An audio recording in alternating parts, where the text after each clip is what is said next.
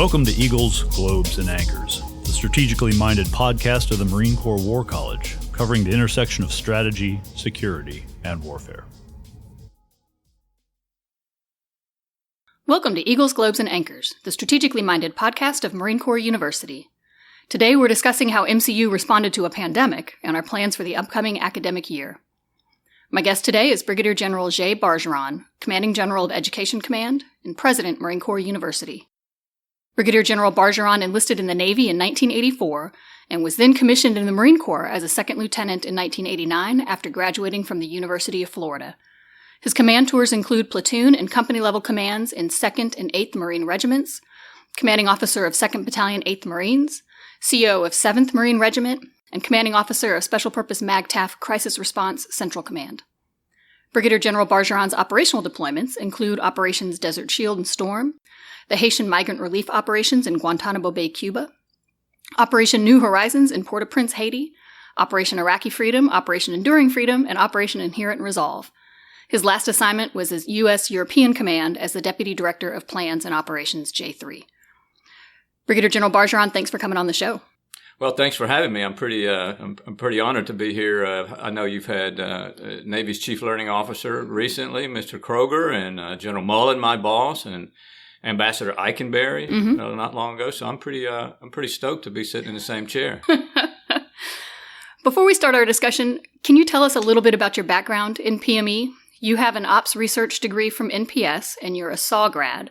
And that is some pretty serious egghead mathematics and some pretty serious egghead history. Yeah, I guess that is a little unusual, but pursuing those programs really were a result of my desire to sort of continually improve upon the skills that I have and to build new ones, you know, with the end state of making me a better officer, being able to contribute in increasingly meaningful ways to the Marine Corps.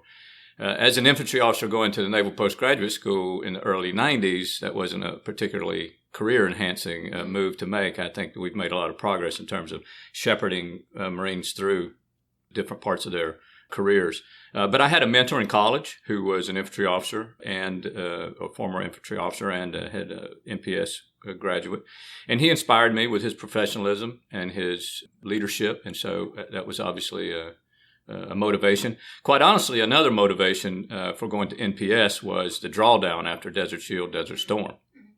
We went from 200 or 198,000 down to 175,000, and I saw a lot of officers who, you know, left the Marine Corps because there just wasn't room for them.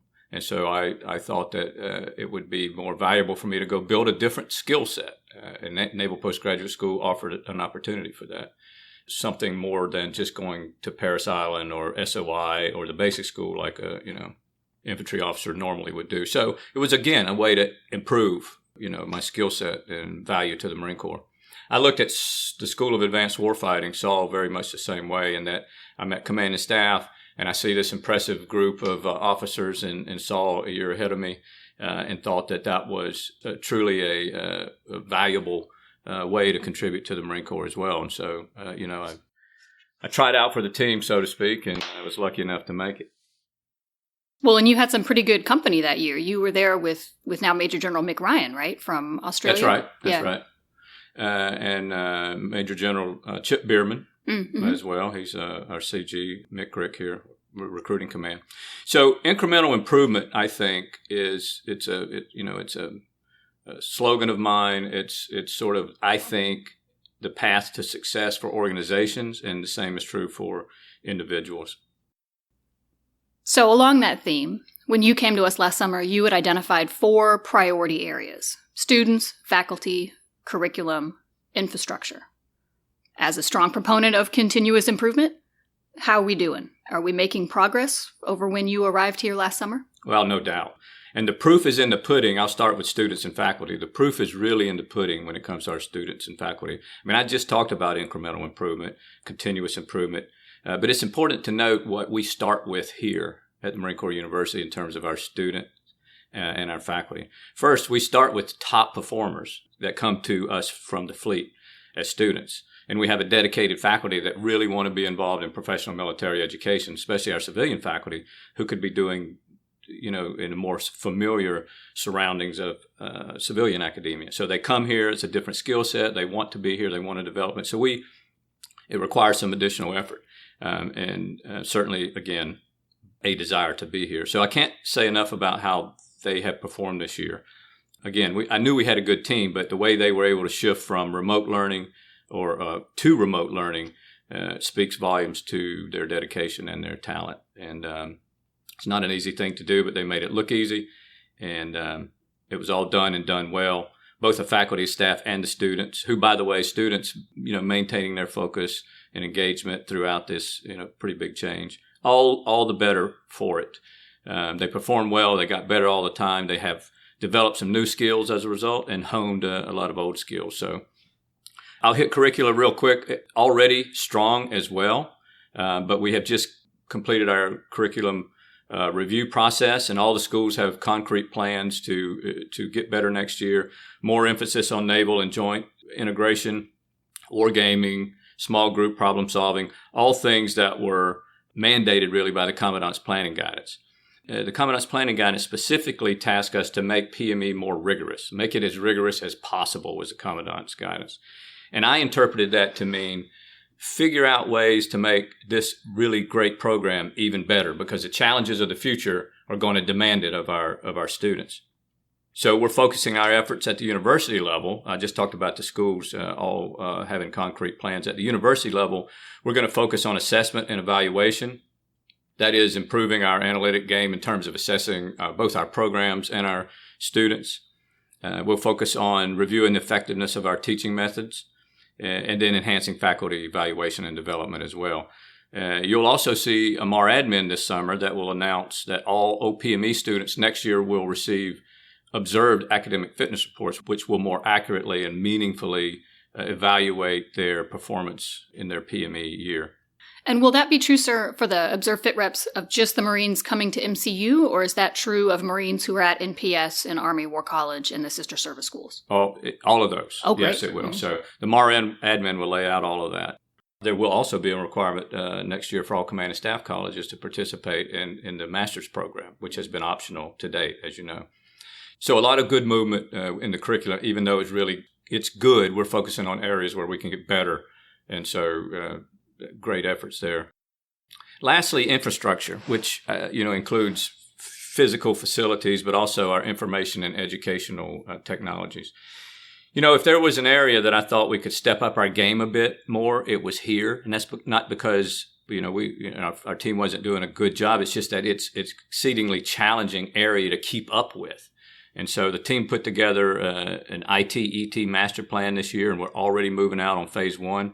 Things that will happen this fiscal year include expanding Wi-Fi out to all the regional staff NCO academies, expanding .edu network to staff NCO academy here at Quantico, and achieving initial operating capability of the e-learning ecosystem, which is an expansion of MarineNet to a more distributed learning environment.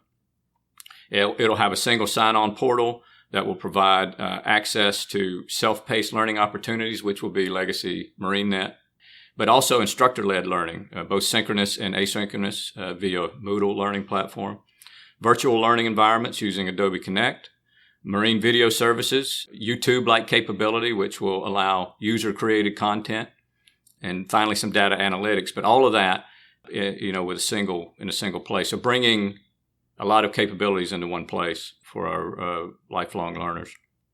A future capability will include a learner record store, which will capture all the student performance, both in training and education throughout a Marine's career, and make that available to him or her, but also to Marine Corps leadership when it comes to promotions and assignments and other things. So just to wrap up real quick on that, upgrades to AV equipment, facilities, and Geiger Hall is a big one. I was going to raise that. We got to bring a 21st century learning environment over there to Geiger Ridge. We got the great students and great faculty over there, but we really need to help them out, and we are doing that this summer, and it'll continue into next summer. SIPR capability in Warner Hall, an initial wargaming capability here at the university, which you know very well since you developed our wargaming master plan this year. Well done, by the way. Thank you. But that is a 5-year look, of how to develop and grow a wargaming capability here at the university in a meaningful and sustainable way. And then beyond phase one in the longer term, we have to keep up with AV and tech refreshes, of course, but the bigger, longer-term project is expanding the .edu network out to all of our regional staff NCO academies. So that's a quick shot on those four focus areas. A number of those have helped us as we've transitioned to virtual instruction. And I'm going to forget the precise date, but mid-March is when we stopped holding, March 18th, stopped holding classes here or at any of the staff NCO academies, stopped holding in-person classes, and we shifted to virtual instruction through Moodle. And again, that wasn't just in the OPME schools. Our enlisted programs did the same thing.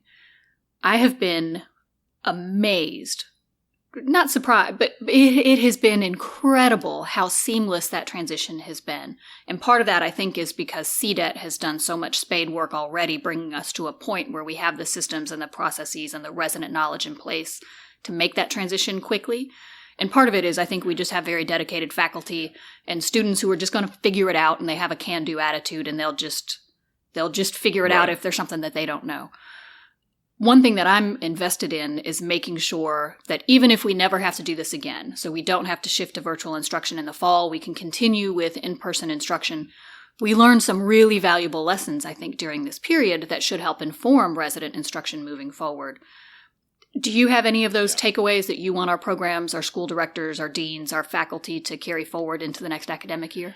Yes, and by far the biggest one is that we can make our non-resident programs and all of our continuing education programs, we can make them much better. We can make them more robust. We can make them more like a resident experience, because we learned, like you just described, that we can share all of this. We have the right population of people, the dedication and talent, and we have the infrastructure that's built up over years, as you described. So we need to be sharing more of what we do on campus with our non-resident programs is the biggest one, figuring out how to do that. You mentioned the Staff NCO Academy. A great example is how they teamed with CDET to make the sergeant's curriculum, resident sergeant school curriculum, available at an accelerated pace remotely to all the Staff NCO academies. They did that. They came together. They adapted the curriculum. They put it out to the regional Staff NCO academies. They trained the faculty, and then they broadcast it remotely, and they taught it remotely. They're in the middle of doing that right now, and it's going pretty well. You know, they were under the gun to do that because the Staff Sergeant Board is in the middle of July, and this was the last sergeant school before that promotion board. So that served as a pilot for us, really, but that's a prototype for making resident curricula more available to the non-resident folks and sharing what we're doing here on campus with the non-resident programs. Right. Yeah. And we saw at Command and Staff College as well, their culminating exercise, PAC Challenge 10, I forget what it's called now, but should be conducted in person in the classroom with planning teams. They did it all remotely, and no degradation to the learning experience for students. Yeah, what Command and Staff did was amazing. It took a lot of initiative and a lot of effort on the students and the faculty, and some outside help as well from some of the wargaming contractors. But we showed that we could plan and wargame and exercise remotely. I mean, I sat in on many of those briefs and many of those planning sessions from my office, just dropping in there. So the lessons we learned there will be very valuable in the future. Yeah, I think so. Yeah. So this episode will air the day of graduation. What would you like to say to our departing students? Commit to getting better every day. I keep hitting that theme, but I really believe it from a personal perspective. You've heard a lot this year about the importance of lifelong learning for our profession, and I know you're committed to that. And I just would suggest to you one way of operationalizing that commitment. Make a habit of periodically, habitually, systematically throughout your career, going back and reviewing your notes from certain seminal events, PME being one of them. I mean, think about this year, about your personal experience, about your observations, the things that you wrote down in your notebook. I know that you all mastered student learning outcomes and program outcomes, throughout the year. But I'm talking about your observations. I mean, you sat in the class, you listened, you did the reading, you did the work, you earned that experience and that knowledge this year in much the same way that you earned your salary. And in the same way that you can squander your salary, you can squander that knowledge. by not reflecting on it, by not refining it, keeping it for the future. And real, meaningful reflection takes dedicated time, takes a disciplined approach throughout your career. So commit to getting better, commit to going back and looking at what you've written down before. I think that's great advice for all of us. Yes.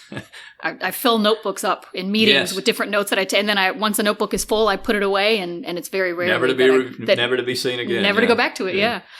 So yes, I take your advice, sir. Thank you.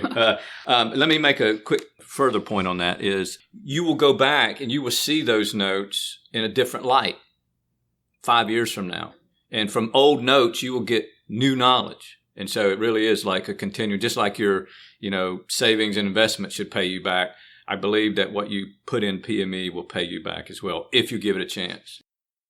So shifting to next year, our incoming students are understandably concerned about the next academic year. I had said that I hope we don't have to shift back to virtual instruction in the fall, and I certainly do hope that. But what can you tell our listeners about our plans to launch the new academic year? Well, we're going to start 30 days late, roughly. Command and Staff and EWS and McWar will start right around 1 September. In fact, I think we've said 1 September is the day. And then SAL, as normal, around 3 August, about 30 days early. So we're going to give it about a 30-day delay, and that is after working with Headquarters Marine Corps Manpower. We're very confident that all the students will be able to PCS by that time. So rather than hedge our bets, we just gave it some buffer there. The arrivals that are coming from the outside of the NCR region here should expect to do 14 days restricted movement, 14 days of ROM when they get here, their residence. So the orders should reflect their arrival time to allow for that. And then, as you mentioned, we are planning to start on campus with whatever social distancing protocols are required at the time. We're buying gloves and we're buying masks and thermometers and all of that. We'll be ready to start with whatever.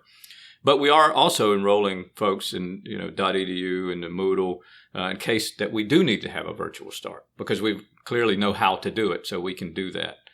For enlisted side, we have reserve enlisted courses that are set to start in mid-July. That's the next big muscle movement when it comes to enlisted education. I think we have all three, sergeants, career, and advanced reservists that are scheduled to come in the middle of July. We haven't cracked that nut yet, but we will provide something. Mm-hmm. So I'm looking forward to seeing everyone in the fall. It has been very lonely here without without our students and much of our faculty and staff. Yeah, it's pretty weird to stare out my window across campus toward Warner Hall and the Gray Research Center here and see very little movement and no cars in the parking lot, or very few. So the commute has been nice, but it will be really lovely to have everyone back. So for our incoming students, what are some themes that they can expect to see in the coming academic year? Well, as we've mentioned previously, the Commandant's Planning Guidance really wants us to get after increased emphasis on naval and joint integration and wargaming. And so we'll certainly be doing that. I'm going to use the President's Lecture Series to focus on great power competitions. That we touched on some of that next year, but we're gonna hit it in a more concentrated way next year. We'll start out with an overview of the nature and theory of great power competition, and then we'll move into talking about Russia and China and maybe some other regional powers that are applicable. And as always, there will be a focus on building a maneuver warfare mindset, in our students. So those are the general themes. And if we have any very ambitious students who'd like to start their reading a little early, do you have any books or reading that you would recommend for them on those themes? Well, I think I would recommend all of our students, from youngest to more senior, to read T.R. Fehrenbach's account of the Korean conflict. This Kind of War is the title, because it tells a story of military unreadiness, from the strategic to the operational, right down to the tactical. And when you read that, what you should take away is, that's what I do for a living. That's my profession, is to prevent the country from being caught in that kind of unreadiness. And so my time at PME is all about making myself better, able to contribute to that readiness. That's great. So it's just a great reminder of why we're here. Excellent. So last question, we ask every guest, what are you reading right now that our listeners should know about? I'm embarrassed to admit that I just finished the personal memoirs of U.S. Grant for the first time in my life. Oh, that's Now, I should have read it before, right? By this time, I've read pieces of it, but I've just finished reading the whole thing. And I just started Wayne Hughes' Fleet Tactics because, what a big deal. It's a different set of knowledge. It's a different set of knowledge that I've been exposed to before, really, in that kind of detail. And, of course, with naval integration being an important theme for the Commandant. And I just started listening to The Allure of Battle. That's a great book. Yes, it is really good. I just started listening to that. So that's where I'm at now. I've got this big, thick book, History of Strategy, Lawrence Friedman. Yeah, I have that on my table at home as well. But maybe I'll crack it this summer. I'm hoping to crack it this summer. It's a great book. For being very conceptual.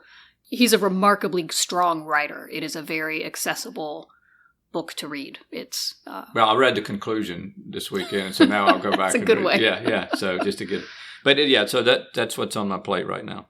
That's great. Well, Brigadier General Bargeron, thank you so much for coming on the show. To keep up with the good work of Marine Corps University, follow us on social media at @MarineCorpsU. Special thanks to our intrepid producer, Jen Padgett-Howell. I'm your host, Becky Johnson. Thank you for listening to Eagles, Globes, and Anchors, the strategically minded, innovative podcast of Marine Corps University. This concludes the EGA podcast. Thank you for joining us.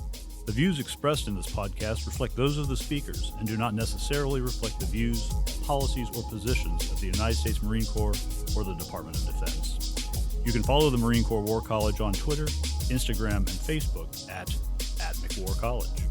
And as always, our podcast music is Stuck in Traffic by Ribeiro. Have a great day.